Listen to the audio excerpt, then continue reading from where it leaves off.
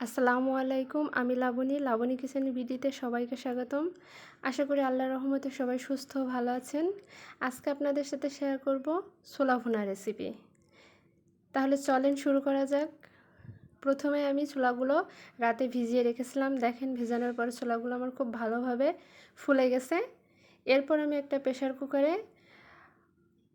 পরিমিত পানি দিয়ে এবং তার সাথে স্বাদমতো লবণ ও কিছুটা হলুদ দিয়ে আমি ছোলাটা সিদ্ধ করে নেব। হলুদ দেওয়ার কারণ হচ্ছে হলুদ দিলে ছোলার কালারটা ভালো থাকবে, ছোলা কালো হয়ে আসবে না। এরপর আমি প্রেসার কুকারে 2 থেকে 3টা সিটি দিয়ে ছোলাটা সিদ্ধ করে নিয়েছি।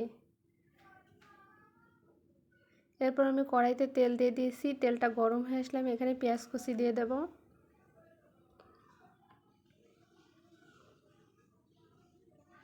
এবং এর মধ্যে আমি গোটা মশলাগুলো অ্যাড করব। এরপর আমি এখানে হালকা পানি দিয়ে গুঁড়ো মশলাগুলো দিয়ে দেব এবং আদা রসুনের পেস্ট দিয়ে ভালো করে মশলাটা আমি কষিয়ে নেব। মশলাটা কষানো হয়ে আসলে আমি এর মধ্যে সিদ্ধ করা ছোলা বুটটা দিয়ে দেব।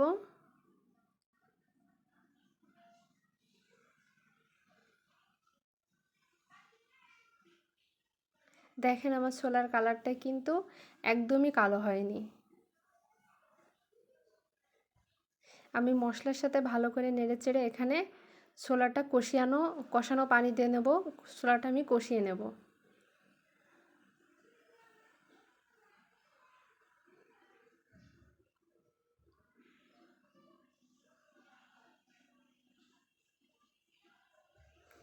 ছোলাটা কষানো হয়ে গেলে আমি যখন পানিটা শুকিয়ে আসবে তখন আমি এর মধ্যে একটু চালের গুঁড়া দিয়ে দিয়েছি।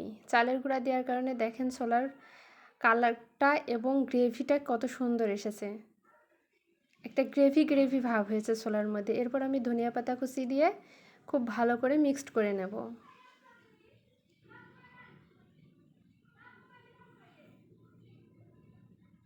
এ পর্যায়ে আমার ছোলাটা একদমই হয়ে গেছে। সবাই কমেন্ট করে জানাবেন কেমন হয়েছে।